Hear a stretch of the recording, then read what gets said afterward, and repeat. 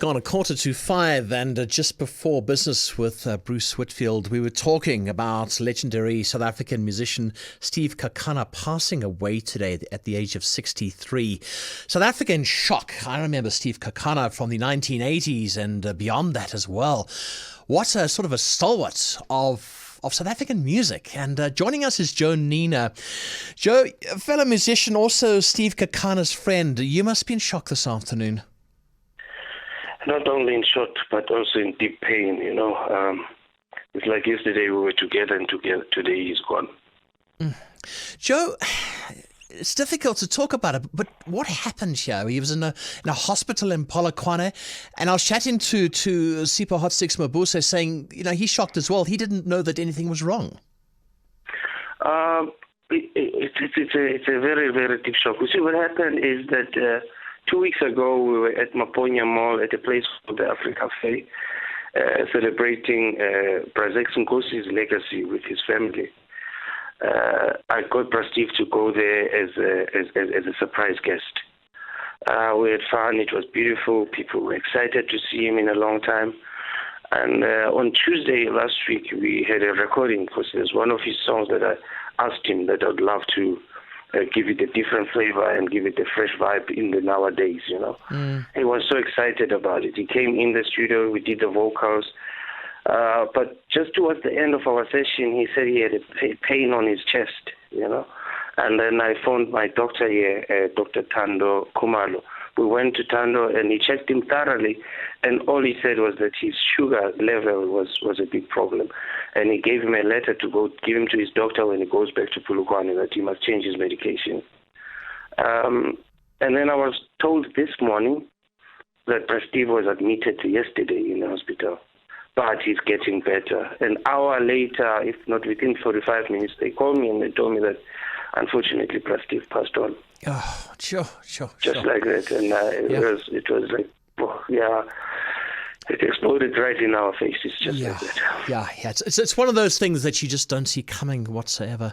Joe, absolutely, yes. If I could ask you, just take us through some of your memories with Steve.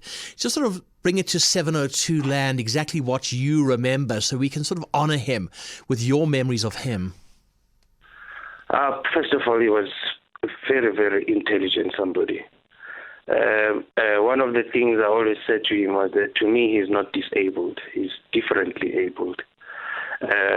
Mainly because from a musician he became a lawyer, from a lawyer he became an advocate, from an advocate he studied further, and he was now Dr. Steve Kekana, to address him well. And this was last year under the COVID and all that. We went to UNISA, he was wearing all those the garments that they wear. And I was so excited to be part of the ceremony myself, with my wife. It was beautiful, we had fun.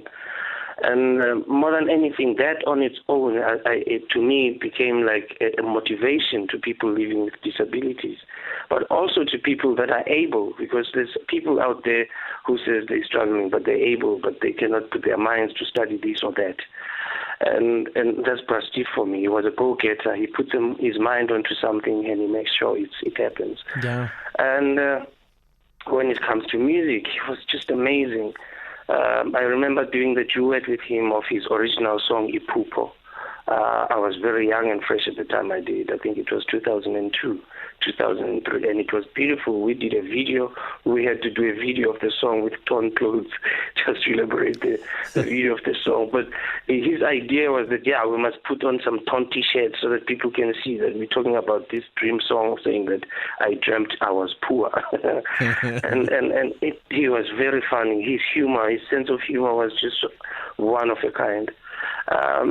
And we did another collaboration, myself, Dr. Steve Kekana, and the late Pranana Coyote, the wild dog himself, and we called it the trio. And some of the songs that we wrote there, his contribution for the music to be where it is today, from the times of Prabhat Simlangeni to Steve Kekana, I still believe that he was not celebrated while he was still alive, which is something that I've been voicing out for years, to say, please celebrate us when we are still alive. Don't celebrate us when we are late already, Yeah. play our music while we are still here, so the youth and whoever that comes into this universe newly so, they know what was happening before they came through. Because now everyone comes and they think they've got it all out of nowhere or just on top of the tree. And that's my mentality of how I would want to remember Steve, but no, he was not celebrated enough. Like a lot of legends that have fallen off in the past couple of years, especially from 2020 as well. Yeah, you're actually quite right. But other than that, to sum up your question, he was the greatest human being. He was very funny, and he had a very funny way of dancing as well, which I think of, and at least it comforts me a little bit, because I think of that and I smile instead of dropping a tear, But he's been amazing. He played a father figure to me, because my father passed on in 2001, and I've been with Steve since 2002. And originally, Steve Kekana was a friend to my father, because my father had a Bakanga band as well. Yeah. So originally was introduced to me when I was 5 years old. You can imagine how long I've known him. You've known him for a lifetime, Joe. You have, Joe. Absolutely. Oh, wow. Joe Nina, musician and friend to, I love, Dr. Steve Kekana. Thank you for coming onto 702, and strength to you and your family and your friends. News. Experts. Analysis. Where things stand. What you need to know. Drive home with John Perlman On 702.